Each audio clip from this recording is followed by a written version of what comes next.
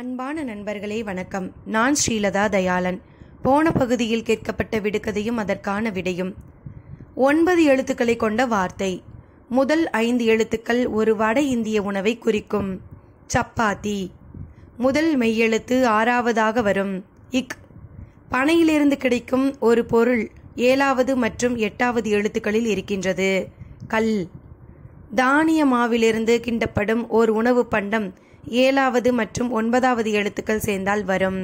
களி. அது என்ன? சப்பாத்தி கள்ளி. முயற்சி செய்தவர்களுக்கு பாராட்டுக்கள். இன்றைய பழமொழி. தொட்டுக்காட்டாத வித்தை சுட்டு போட்டாலும் வராது. பள்ளியிலேயே நாம் சிலவற்றை பாடமாகவும் சிலவற்றை செய்முறை விளக்கத்துடனும் படிப்பது உண்டு.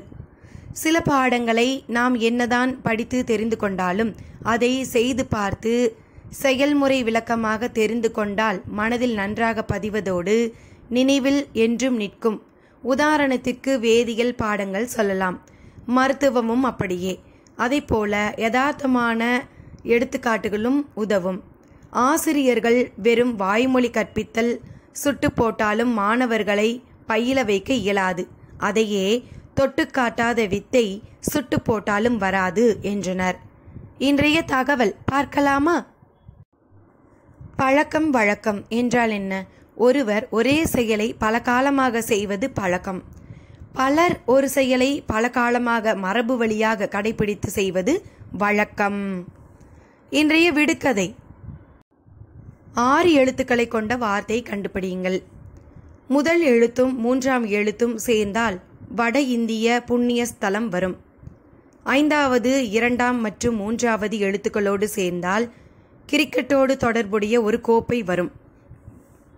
3வது எழுத்து 5வது 6வது எழுத்தோடு சேர்ந்தால் தலை வரும். உன் என்பதை இப்படியும் சொல்லலாம். 5வது 4வது சேர்ந்தால் மொத்த எழுத்துக்கள் சேர்ந்தால் வரும் வார்த்தை என்னவாக இருக்கும்? கண்டுபிடியுங்கள் பார்க்கலாம். நன்றி நண்பர்களே. விடுகதையின் விடையுடன் அடுத்த பகுதியில் சந்திக்கிறேன்.